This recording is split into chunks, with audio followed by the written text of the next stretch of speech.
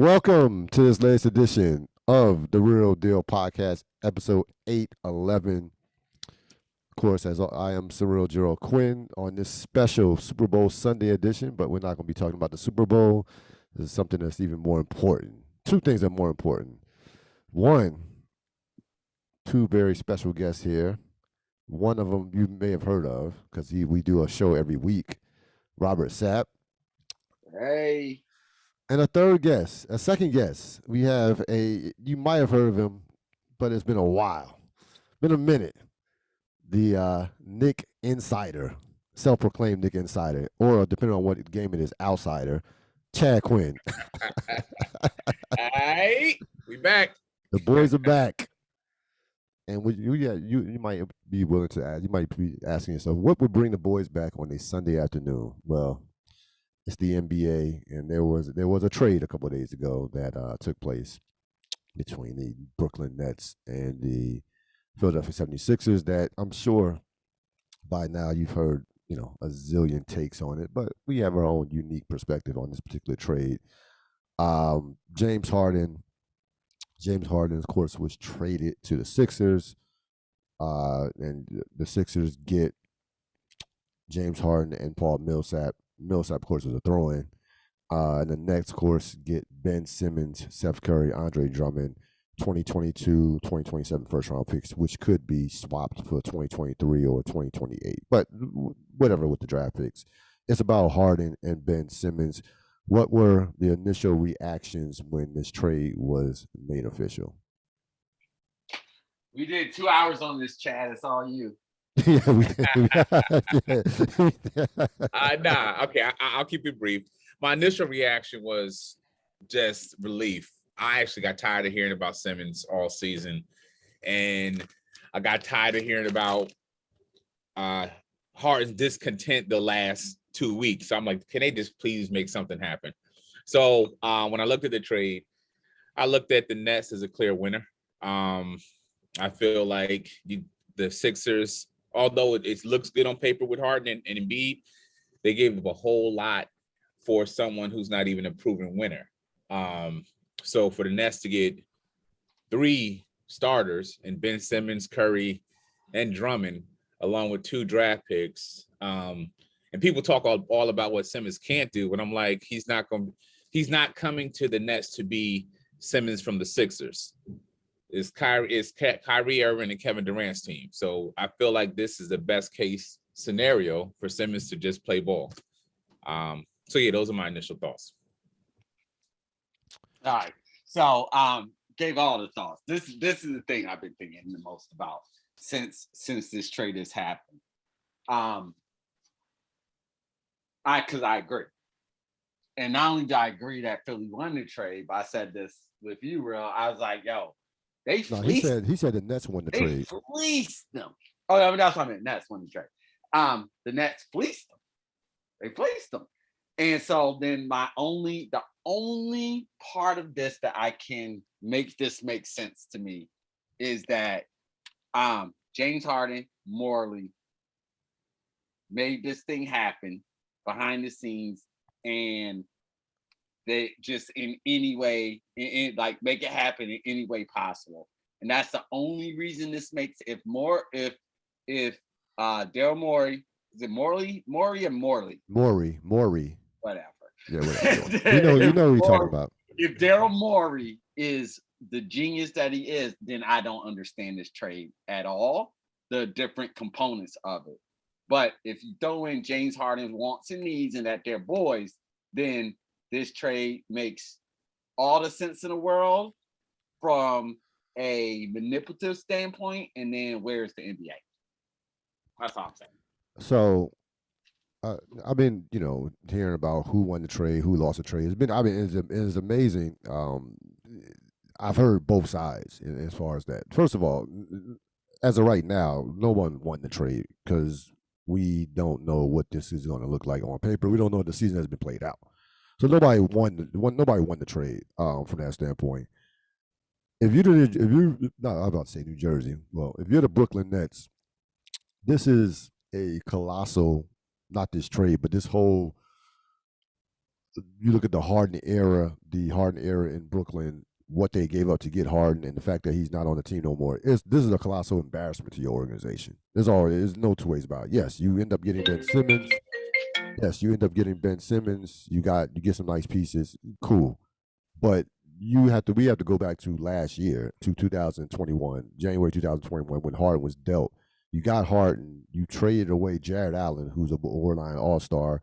You traded away 7 first-round draft picks along with Karis LeVert. So you can't forget about what they gave up to get a guy who was in essence on the team for one postseason and for a year. So from an organizational standpoint, that is a utter embarrassment from an organizational standpoint. I'm just fascinated by the fact that we've never seen a trade like this in regards to two teams trading players who don't want to be there, who did not want to be there anymore, and who quit on their team. In essence, quit on their teams for different reasons. So I'm not. We'll wait to see how this thing plays out. I honestly don't know how accurate that is, though, Ril. What do you mean? Which part? Did Simmons quit on his team? Yes, he 1,000% quit. He should be playing. He hasn't played in 9 months. He quit. Yes, he quit. He should be playing. I understand what the Sixers embarrassed him after that playoff series, but no, he should be on the court. He hasn't played in 9 months. He's refused to play. Yes, that's quitting. What else? What else would you call it? I think that he quit. I hear what you're saying. I think the distinction is, if I'm Ben Simmons, don't call me hard. There's levels of quitting. Okay, like let's be very clear. So being discontent with your organization and the Simmons reasons have been listed. The curious thing I have with Harden is there's never a rhyme or reason to his quitting. Like this is the third time he's quit. He quitted with the first time he quit with Houston was with Chris Paul already. He just didn't want that situation. So that's a different way of quitting. Then he quit the second time he got fat and he stayed fat. We're looking at the fat Harden version. Like I remember when Martin gained all that weight, he was never as funny. And that's what I'm looking at, this James Harden. Post-weight James Harden is a scary, unpredictable creature. And the one thing I'll add to your last point. Wait, hold on really quickly. So yes. Whatever superpower you have, if you gain a large amount of weight in a short period of time, it's a wrap. It's a wrap. It's a wrap. It doesn't matter. Comedy, basketball, teaching. It don't matter. And if you never lose that weight, the superpower never comes back. Never returns. I swear to you, we used to, with Martin, we kept come back and we would watch these trailers. And the first thing I say, is he fat in the trailer? Because if he's fat still, I don't want to see the movie. But anyway, I will say Marlon Brando is never the same after you gain all that. No, that's a good. See, there's some truth here. But Surreal, to your point about all of the Nets gave away initially with Harden, that only furthers why this trade looks so crazy for me from the Sixers standpoint, because you're in actuality doing the same thing the Nets just did. Like you're literally doing what they just did for that player. Like people continue to give up everything for Harden. We saw the Lakers. I'll be honest with you. I'm looking at it now. I like Seth Curry, Andre Drummond in those first round picks. They kept Maxey, they kept Thibault, they kept Tobias Harris. There's a lot there on that team. I mean, I like Seth Curry. Andre Drummond's a backup center at this point. I don't think the haul is as bad as you're making it out to be. I'm just be perfectly honest with you. What I'm looking at now, you didn't have to give up Maxey or Thibault, and that initially weeks ago or at the beginning of the season when it was discussed about this, automatically people were talking about Maxey and Thibault, if not both. Time out. So this is not. Don't make this haul. Don't be an hour. I knew don't be this analytical person when we talk about Thibault. Okay, I'm so tired of everybody talking about Thibault like he's the greatest player all of a sudden. Yes, he's a great defender. Right. Maxey, I'll give you. Thibault averages about 4 points and 3 rebounds. I'm not worried about no Thibault and no deal. Okay, yes, he's a good defender. Yada yada yada. I'm simply saying all that you gave up. You're gambling for this year. I told you this before. Embiid, African, I love everybody that's listening out there. Embiid is about 53 years old. Okay. Embiid is about 53, and James Harden is fat.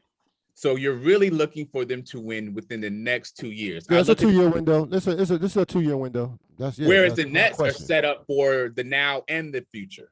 That's the biggest difference. Are they?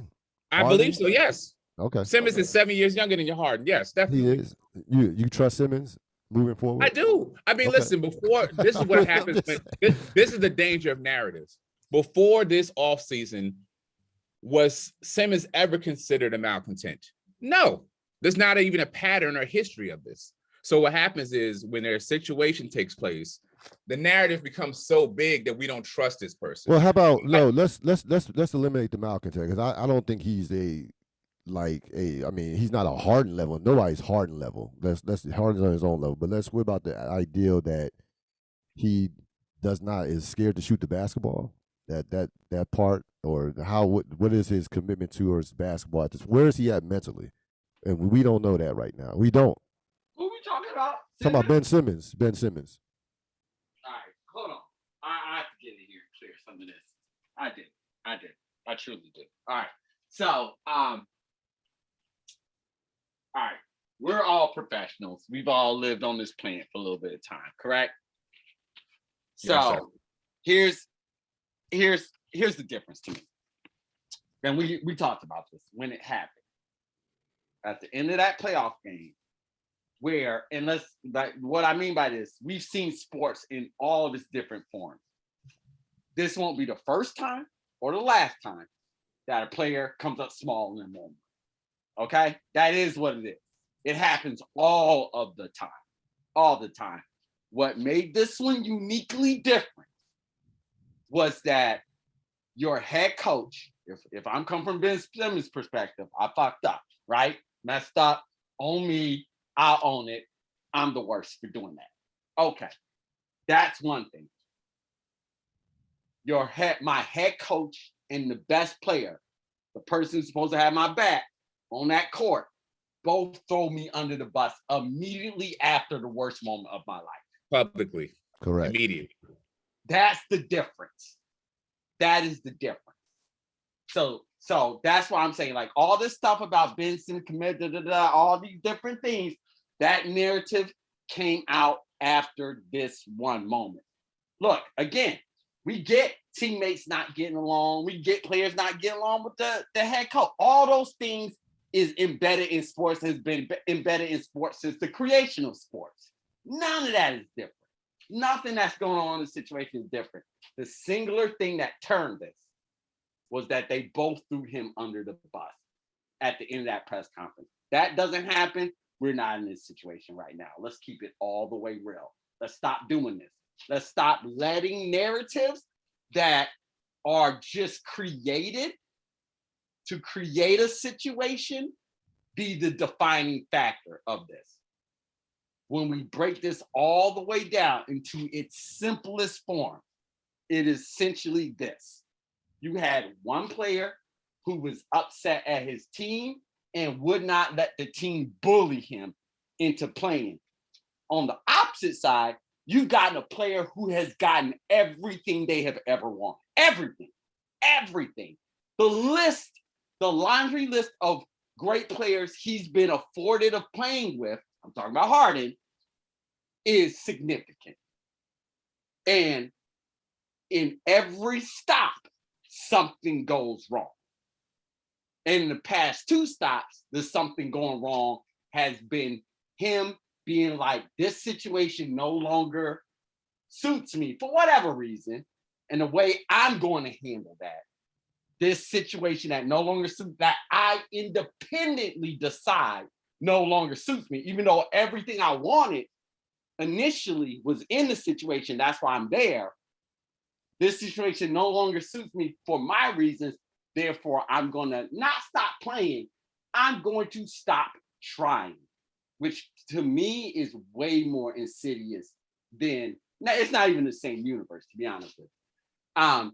Is way the difference between the organization has clearly told me they hate me versus I'm just going to eat and not practice.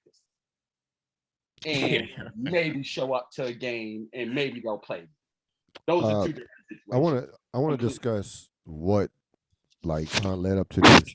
I want to discuss both organizations in a sense, and me and Sap talked about this on a previous podcast.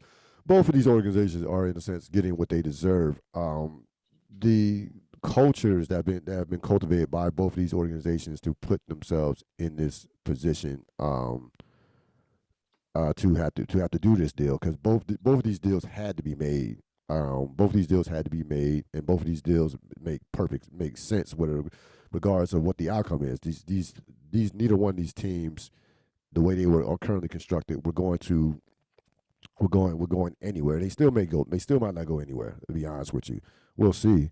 But both of these deals had to be made. What about these? What about these cultures between these two teams, and that have been, that kind of forced this deal to be made, or put themselves in a position to where they had to make a deal like this?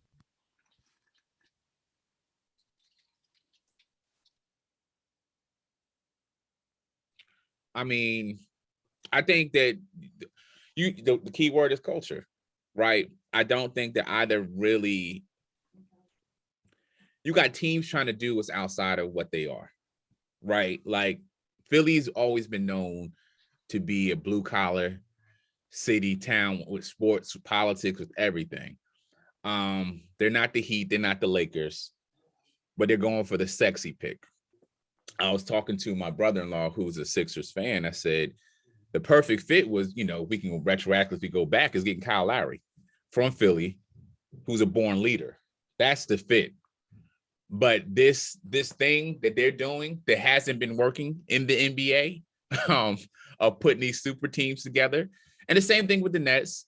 I'm a Knicks insider, yes, but everybody knows that the thought was Jay-Z and Brooklyn, they were going to take over New York, and it never happened. Brooklyn still has majority of the times the big stars come, they're rooting for them over their own home team. So neither team has really established a very strong culture. It's going to be interesting because Philly's known to be workhorse, and you're bringing in someone who don't work. So that's, and I want to go back really quickly, Cyril, when you asked about do I trust Ben Simmons? I'm always going to trust somebody younger than change than someone older. Right, because some of it's semantics. People talk about Kyrie unvaccinated being a part-time player. When Kawhi Leonard plays, he's a part-time player, right? He takes a lot of days off, right? So when I think about people not showing up, Simmons is scared to shoot. That's what's shown in the last playoffs. Harden shoots, but he just misses. Like, we're not even we talk a lot about how many times Harden's quit, but let's talk about how many failures, period, in the playoffs. So you ever ask me a question, who do you trust more? I'm going to give it to youth. Like, I've seen enough patterns of James Harden quitting and just choking to say that, nah, this ain't it. And when you look at who won the last championship or who was in the finals, going back to your culture question, the Phoenix Suns, the Milwaukee Bucks. Right now, I think we're in a day and time where the NBA is different. I think the healthiest team has the best shots. But even when you said the Nets or the Sixers may still be out on the other side of things, I'm assuming because we're talking about what they would have to go through. You still got Miami, you still got the Bucks, you still got Toronto. Strong team, strong culture, no big three sexy stuff. Like, that was something that happened, but I think we're past that, and they're still trying to force it. So. Yeah, I like that, and I agree with that. I think that probably is the summary of this whole experience, is that is exactly what you said. Like, that this feels like closing the book on that era. It really does. And within that is, I think, a closing of the book on certain types of players. The reason why it seems to me that teams can't get away from James Harden is because they're always thinking about the potential of Harden rather than the reality of him. And that used to be a thought process amongst the NBA execs. Chad, you always bring up certain individuals in conversations. In sports conversations, I have to bring up the process every single time. It was the most detrimental thing Right. that has ever happened, in my humble opinion. Yes. And part of that is that idea of always on potential.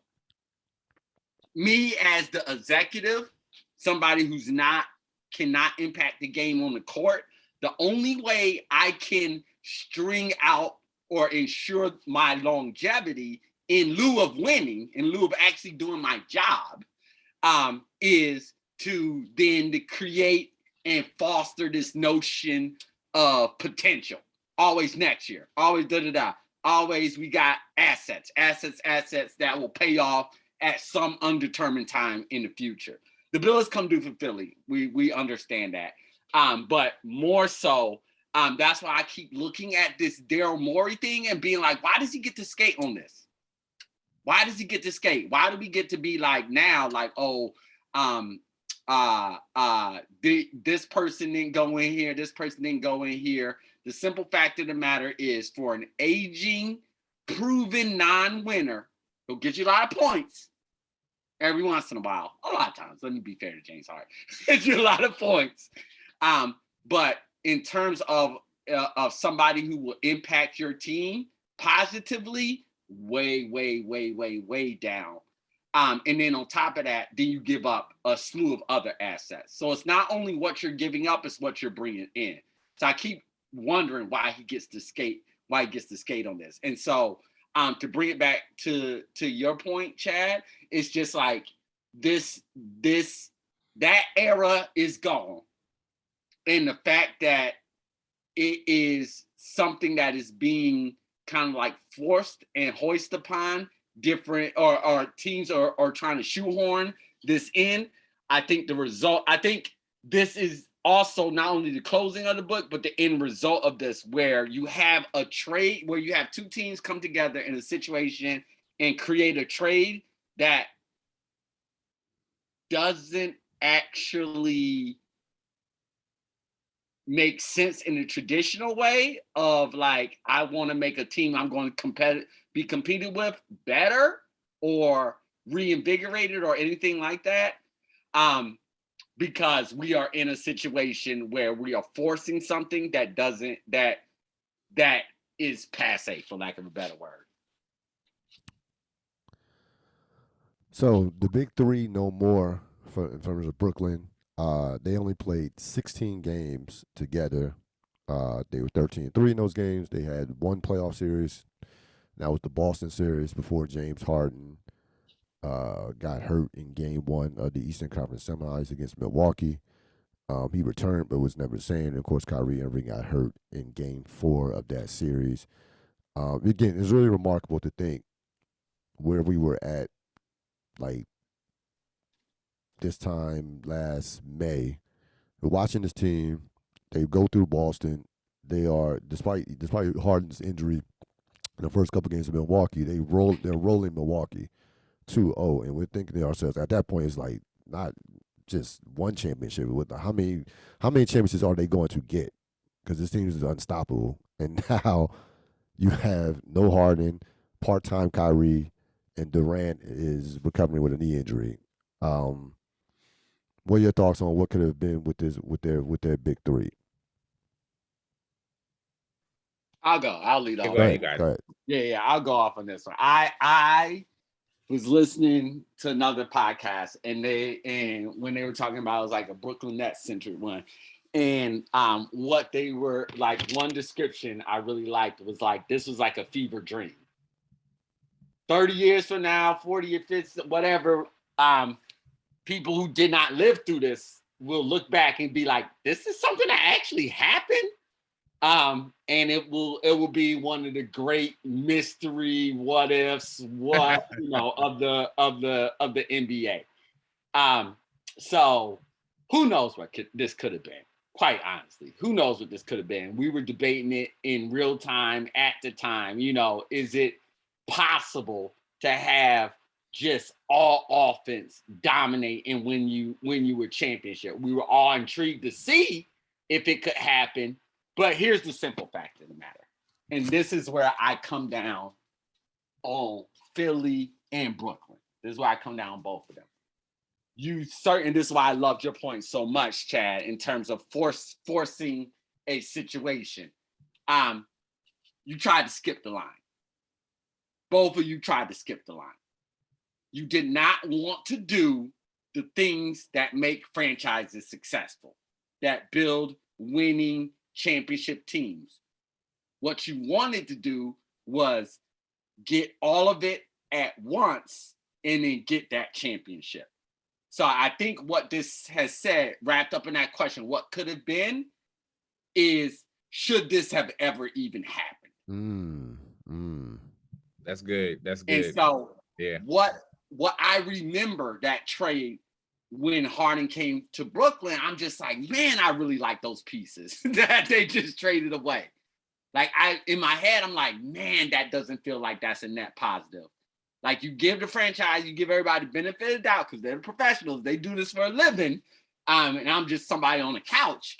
And so I'm just like, okay, well, let's see how this works out. But in my mind's eye, while I'm thinking about this, it's just like, you do need a team in a team sport. Like that's kind of important. You do need other players to understand their roles and be able to do those roles at a high level. Okay, everybody be James Harden, Kevin Durant, Kyrie Irving? Absolutely not. But there's a reason why there are defensive stoppers who don't need the ball, right? There's a reason why you have all these different components on your team so that you're able to weather all the various different storms of an NBA season. So yeah, it sounds great on paper to be like, we're going to get 3 stars and we can roll out, a cat and a dog to be the center and or whatever, and no, because injuries are part of the game. They're part of the game. It's like 100% injury rate. It's just a matter of when. So when you sacrifice depth and competence for another player and that player goes out, that's why I was like, wait, we cannot be like, we got the big 3, we got 3 people together, 3 superstars together in order to guarantee this championship, to get this championship. Then one of them go down and we're all like, well, we can still win with 2. No, you traded everybody away to get that 3rd. No, you can't win. So I say that to say this is something that I don't think ever should have happened. This is overreaching. And it's, the end result and history will bear this out, of course. So I want to dance on the grave of this right now. But I think in both franchises' perspectives, when they really deep dive on this and think about this, it becomes about, all right, well, what is it that we need to do to build? It should become, what is it that we need to do to build a successful team? Not how many superstars can we get together at one time. And I agree with that completely, man. Let me add to that. So I think, Sab, this reminds me of us building our super teams playing video games back in the day. Yep. And I feel like these GMs today, they're just playing video games. Yep. And that leads to this level of greed. Ril, you brought up Jared Allen, but you also, and Karis LeVert and Dinwiddie, right? There's only one ball. So you got these players. What we didn't mention, you also had to upgrade the coach. Steve Nash came in out of nowhere, right? All of these things were happening at the same time where you already had something good already going. And I remember when me and Rob, we'd be on these winning streaks playing these video games, he was like, ooh, but what if we get this person? Because we would just play with it and say, oh, they'll do this trade. Now, we don't want 20 games in a row. We don't want 20 games in a row already. But it's like, oh, but if we do this, and I would say 90% of the trades we did were great, but every once in a while we would do a trade that felt like it was going to be good, and the chemistry wasn't there, and it was off. So you have 3 players who have asterisks around their character, both physically and emotionally, that you're putting together. Harden, Kyrie, and and Durant, for all different reasons, physical and emotional asterisks, you're going to put together in a situation with the unexperienced, never coached, but he was a great point guard. That was always the argument everybody said.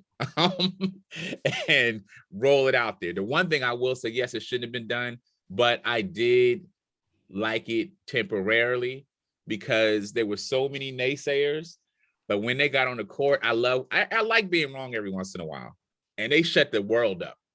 It was just like, ooh, okay. But to your point there, I think when we look at it, it's different because everyone tried to analogize this with the Heat at first. I said the Heat was a totally different thing. It was new, but also the people involved were totally different. And that goes back to my asterisks physically and emotionally. Physically hard, LeBron, Wade, Bosh, no injuries. Emotionally strong character, no problem sacrificing anything. So it's like this already was set up to be a huge risk that wasn't worth it. And as you saw, and you know, the underlining themes of Harden, it wasn't just with Kyrie, it was with Durant. It was just like, oh, I didn't come here to work and be the man. I came here to get this easy chip. So it's like when you get somebody that you know has that mentality, do we think that it's going to be an easy chip in Philly? You know, it's like we need to do some psychoanalysis before we get these trades approved of these players and GMs. That look, and you said it 100% correct. I'm gonna piggyback off of that. Like I think about this. This is an epic trade, and it's an epic trade because it involves factors that you have to consider way before you get to on the court. Way before. So I get that you want to get to who wants to trade Cyril and who are the different components and everything like that. That's not the starting point. That's actually the 80th point on this thing. Because of the psychological component. I'll bring an analogy in here that won't make a lot of sense at first, but just bear with me. So one of the things the pandemic has given me is I've gotten into specific types of shows, and one of the shows that I've gotten into is called air disasters, and they analyze different plane crashes and why they happen. It works for my brain. Don't ask me why. But in this, one of the things was that they looked at a particular way in which some planes were being why certain crashes were happening. And a big part of it they realized was human error. And then, of course, when they dived into it, they were like, well, of course, the pilot doesn't want to crash the plane. Of course, that's not what's going on. So why are certain human errors going in? And then they identified, wait, we need a whole segment of our investigation. We need experts that just analyze why humans do the things that they do. Because it's causing crash, but we don't know what's going on with there. And so I liken that to like what's going on in a trade like this with personalities like these. Before you go into the schematics of will he work at the 4, will he work at the cut, everything like this and all that, the first thing that needs to be analyzed is the human factors in this. Like we think about like Kyrie. Kyrie's a complex person, but not really. He's just a person. Like right. You and me, we're all going through these complex emotions with what's going on in the world. He just happens to play basketball in Brooklyn on a high stage. And so it's like, instead of let's pigeonhole and put like everybody, you got to play basketball in this position every way. And as we see, particularly like with the Nets situation, the reasons why people play basketball and good at basketball and want to be successful or want to get on the court are completely different. And we're probably not putting the genie back in the bottle of you listen to your head coach and you play just to win these games because the fans want you to and because you structure your contract. Yeah, we're not putting that genie back in the bottle. And so without that genie being in that bottle, then we need to honor and consider who these people are as human beings and how that actually approaches towards team building. And so I think if there's any type of lesson learned from this situation, there definitely does need to be lessons learned from this situation, is that not only do we need to consider what they'll be able to do for us on the court, but we need to consider their thoughts, feelings, emotions, and abilities as human beings off that court to find the best maximum fit. I'm glad you brought that up. Will the NBA learn from these two situations in terms of character and intangibles? Because we always hear talent rules out. My answer is probably not. No, the answer is no. The answer is no, because I think that, you know, the NBA is still a business. Yeah. Right. So the business, like, yes, part of it is to win championships, but more is just to make money. Yep. And I think that, like, even you think about social media a couple years ago and its influence on film and TV, right? People got more caught up in the experience than the content. Did you see the latest episode? And it's a shared experience. And I feel like that's what's happening the last few years in sports, is that viral phenomenon of, yo, that's crazy. So the talk is always big. It's always going to be the next sexy move, right? Because the majority of the people won't get it, right? The only people to get it, I would say by default. When I brought up Phoenix and Milwaukee, nobody even wants to go to Phoenix and Milwaukee. So you only gonna get teams. Yeah. So yes. So to answer it short, Indiana, Cleveland, Charlotte, certain teams, yeah, they won't be getting the big three anytime soon, right? But I think as long as the Lakers and the big names can do what they do, they're going to continue to do what they do and just keep bumping their head against the wall. I have no evidence or any indication that people are getting it. I think maybe, if anything, hypothetically speaking, Milwaukee runs it back again and wins the second year in a row, right? Because last year, people still don't give them all the credit. They're like, everybody got hurt. If somehow a team like Milwaukee or Phoenix wins this year, maybe. That's as much as I can give you. We have a history now. Nets have been added to this history of super team failures. When you see this list right here, you're not gonna put 2022. Yeah. They will be on there when the season's over. Okay. They will be on here. Yeah, they will be on here. Because you can put them right by the net. 21. Yes. Oh, absolutely. They 1,000% will be on there. But the season is not over. I don't see them on there. That's the problem. I know, but the season's not over. Okay. So hope. Okay. All right, guys. So there's still hope. Still hold it out. The championship. Is that what's going on? I want you to make your intentions known right now. So we're still believing they're gonna win a championship. I do not believe they're gonna win a championship. Oh. No. Do you think they're going to the playoffs? Yes, I think they'll be okay. The playoffs. They'll be in the playing game. Yes. Playing game. All right. Yep. Heard it here first. Oh wait, really quickly. When will their name appear on this list? The season's over. No. I would say probably maybe after the playing game. Okay. After the playing game. Just checking. Or no. If there's an injury to AD or LeBron, then I'll put that on the list. Okay. We're one injury away from being out the play-in. Period. Right. All right, man. Just want to double check. I was confused. So I saw 21-22 Nets on there. And the season's not over, like you said. No, but the Nets thing is officially, their big three is officially done. That's why. Gotcha. Yeah. So. Okay. So you look at all these teams, a lot of Lakers. A lot of them, yep. So many of them. A lot of Lakers and with the Rockets. I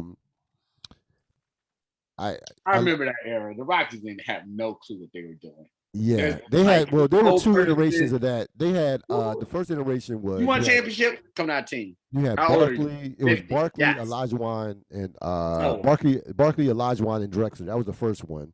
Then the second one was Barkley, Olajuwon, and Pippen. So I don't even. That's not even fair, man. These dudes is old, man. This is not. That's not fair. He just said wanted to be Lakers, all Lakers on that list. No, you cannot blame Ain't nobody in history of ever said the Rockets were a super team. Come on, man. You know better. That's like saying all those dudes are Hall of Famers. That's a super team. That's an old super team. Oh, okay, they Hall of Famers. Sure. Okay. All right. Okay. Lakers super team failures. Well, in that case, put the Knicks on there. Put the Knicks on there because we had Rasheed Wallace and Jason Kidd with Carmelo Anthony one year. Come on, man. The Rockets. I'm not even gonna be mad at the Rockets for trying. The Rockets are just trying to do something, man. Yo, this list is hilarious. The worst team on this list has to be the Nets, but yeah. 2013 Lakers. That's with Steve Nash, right? Yeah, that was the Nash, Gasol, Kobe, and Dwight Howard. I'm just mad at Nash stole that money. That's what I'm mad about that team. He stole that money with his bad back. So that's not even fair. That's another asterisk in white America that someone needs to take blame for. The 2004 Lakers. Yeah, that's the one. That's the one. I will say this though, in all fairness to them, they did get to the finals. Yeah. So their arrogance and the turmoil inside, I think, they easily were the best team. So I guess that one hurts the most because they definitely should have won. You know, they definitely. That's why that one hurts, and that's hurts. Yeah, Lakers fans. That's my favorite NBA Finals of all time. I love that finals. I love rewatching that finals. It makes me. But the reason it does, to your point, is because the Lakers were the better team. Period. In the story. And so like when we start now parceling out these super teams and their successes and failures, I think that is an important distinguishing factor, and will absolutely distinguish them to the 21-22 Nets. What are our predictions for the Nets and the Sixers moving forward? What does this produce? Does one of these teams win a championship? Does one of these teams even get to the finals in the next 2 years? What do we foresee happening? We have to talk about the human factors first. Yep. Because I can't assuming everybody's on the court. No, we're not doing. See, that's ridiculous. We can't assume anything with this group of people. It's ridiculous to assume everything's going to be okay. That's ridiculous. No, I ain't saying everything's going to be okay. Let's say everybody plays. That's ridiculous as well. So I'm not doing that. I'm not playing fantasy land. I'm not doing that. Because that's just not going to happen. It just isn't possible. So here's how I'll frame it. I think in the short term, it will look better for Philly. I think the will and the knowledge of particularly from James Harden organizationally of how he wants to play and how he wants to initially endear himself. This is what I would say. With every James Harden stop, the first 4 to 6 months is fairly good. It's fairly good. He's trying. So I don't expect too much bumps in the road until they lose in the playoffs. Then all the bumps will start happening at that point in time. So I think initially this flows well for Philly. Does it end in a championship? Absolutely not. Long term though, I think the basketball acumen in Brooklyn is so very high. If the human factor element of they really truly want, and that's the difference between the Heat and what we're talking about now, that they truly want to figure it out with each other. We want each other to be successful. We want this championship. Like, we really want this. Then I love the basketball acumen. I love the way things can potentially fit in Brooklyn for years to come. This Philly thing is 1 to 2 years, and that's it. I love what could be set up in Brooklyn. But again, it's almost impossible to diagnose this in any real type of way outside of just like if this was live and these were just automated things I can control.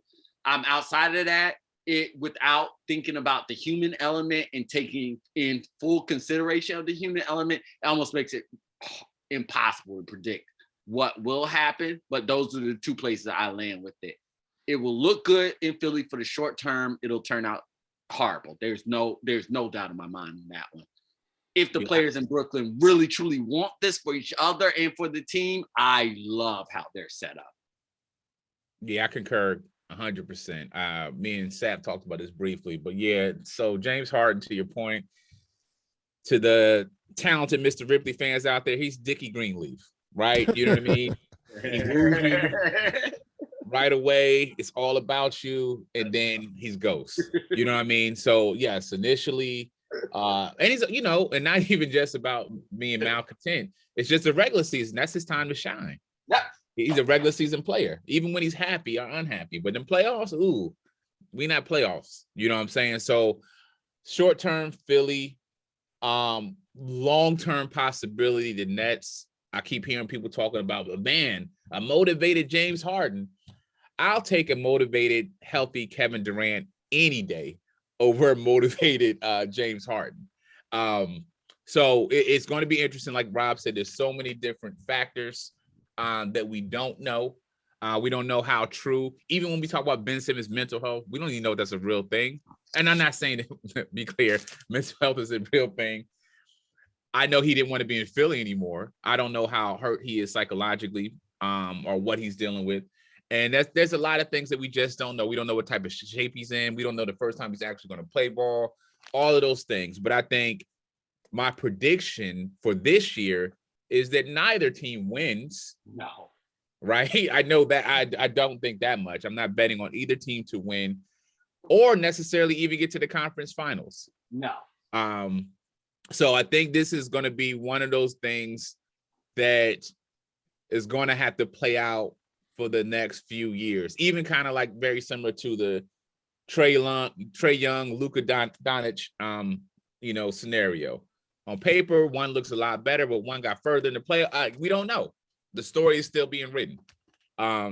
So it'll be interesting. But if I'm just somebody going off of the past to predict the future, I have a little more hope with the Nets.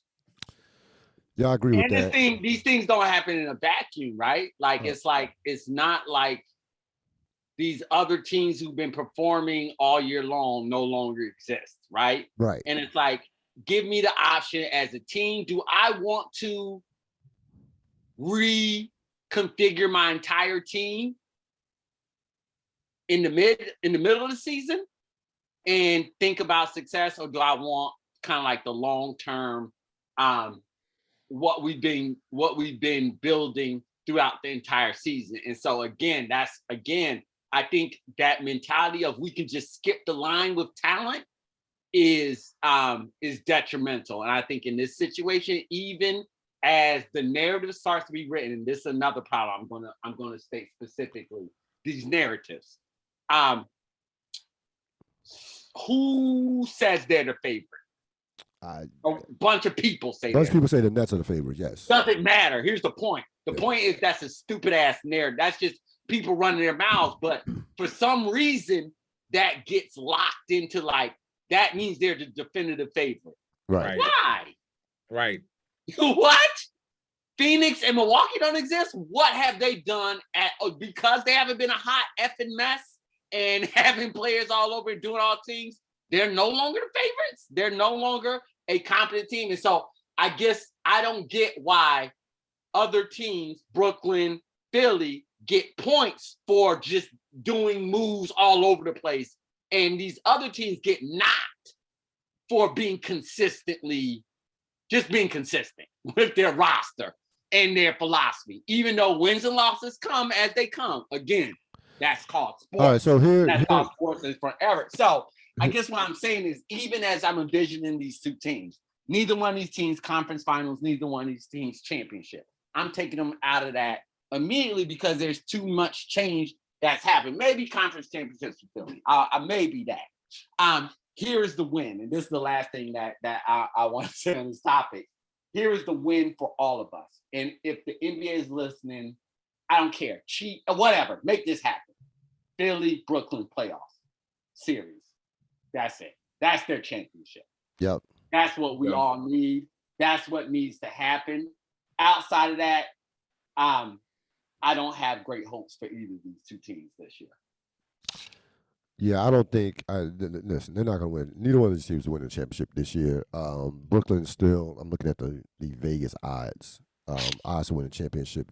Brooklyn's still the favorite, tied with Golden State and Phoenix. So it's Brooklyn, Golden State, Phoenix, Milwaukee, and Philly is coming in at number 5. They have Philly ahead of Miami, which again I don't see, but that's to the narrative thing that you were talking about. Because Miami's clearly a better team than Philadelphia. I think both these situations are going to be torpedo and fail miserably. I think Philadelphia's failure will be quicker, but I don't see the Brooklyn long-term thing either. Because I have to I don't see that being a situation where I have confidence in that. Agent Kevin Durant is great as he is when he's on the floor. We starting to see his injuries starting to rack up. I don't know how the Kyrie situation is going to turn out. They probably will trade him, and we'll see in the offseason. Who knows? So I really don't see long term or short term either one of these situations working out. That's why I'm just so fascinated by it, because everybody has kind of skipped.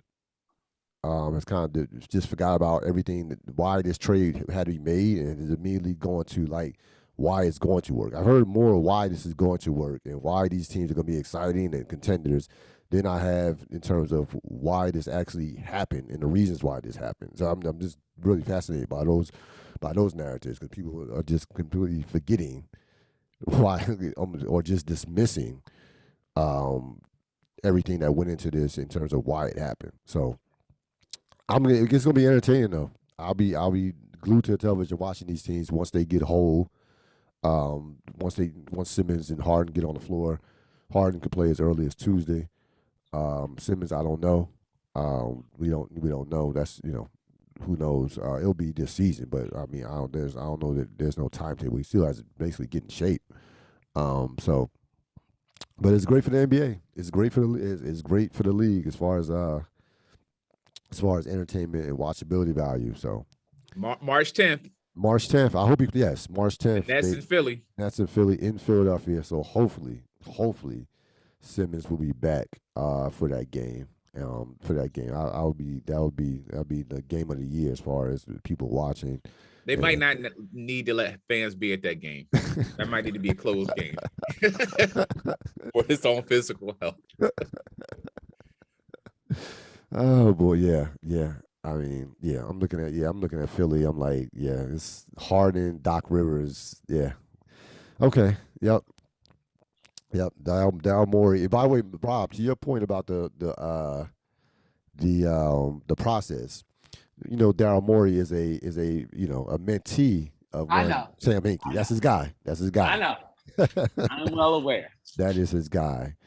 Well, fellas, I think we covered it all, and it is 1:57. So, cheers to us. Cheers to us. 57 minutes. I think we just getting old. I think we just getting old. Maybe I don't know. Yeah, because I gotta take a nap. Oh man. Oh man. So no moves for the Knicks or Lakers though. No moves for those two teams. So standing pat. You got to end on a low note, don't you? You got to end on a low note. Standing pat. We can never just be happy with someone else's failures. Yep. So you know what? Maybe the Knicks are trying not to do the sexy stuff anymore. Maybe we're trying to. We want to be a blue collar team so bad. We just don't know how. We don't know how. Oh goodness! But one last one. The next disgruntled superstar is on the way. He's in Utah right now, so that is the next one. I heard he want to come to Knicks too. I heard he gonna Donovan come to Mitchell. the Knicks. That's the next one. That's the next. So be on the lookout because they're that Rudy Gobert Mitchell thing never got worked out over COVID. Yeah. That never. Yeah, they hate each other. So that one is going. That's good. That's going to happen. You're going to hear that about that in the offseason. Hear about that throughout maybe throughout the course of rest of this regular season. So that is he's the next guy that's going to be like, yo, get me up out of here. So here's my hot take, and I'm not even sure this even works out, but I've always been suspicious of the Dwayne Wade Mitchell relationship. I've always been suspicious of that. That it's always smelled to me like he's been recruited. Look, a superstar in Salt Lake City doesn't. A black superstar doesn't make it. It just doesn't make sense. And that was not long for this universe, unless Devin Mitchell was somebody else completely. And Wade grew. Okay. So that sounds ignorant. In my head, it sounded ignorant. Dwayne Wade's grooming him for Miami is the way I wanted to put that. okay. So I've just been suspicious that it seems like Dwayne Wade has been whispering in his ear to get him to Miami. That is my hot take. That's how. Now that was before a lot of other moves happened for Miami that was going through in my mind. I'm not even sure if that works out, but when you say he's not long for Seattle, him and Gobert, sure, whatever. I'm in Seattle. Salt Lake City, Utah. Then yep. And then my immediate next place I go in my head is Miami. Him to Miami. Yep. All right. We shall see. All right, fellas. Enjoyed the reunion. We will check you out over the course of the season. We sure some things will come up. It's the Let's NBA. have a March 10th show. The March 10th, yes. The March 10th. If Simmons plays, yes. The March 10th. If Simmons and Hard play, we got to do that. That's a caveat. If they play. It's a big if. If they play, they're supposed to play. They're playing. The NBA should mandate this is the one game you both will play. Have to play. You know, kind of like how we have blackout days like that. That's a blackout. Yep, that's a blackout day. You cannot call out this day. You cannot get a mysterious hamstring injury or that day off from being in your feelings that day. We're not doing any no COVID test this week. No, nothing. All right, fellas. All right. That's going to wrap it up for this latest edition of the Real Deal podcast. I will see you next time. I will see you Wednesday as we break down Super Bowl 56. Hope everybody enjoys the rest of their day. So long.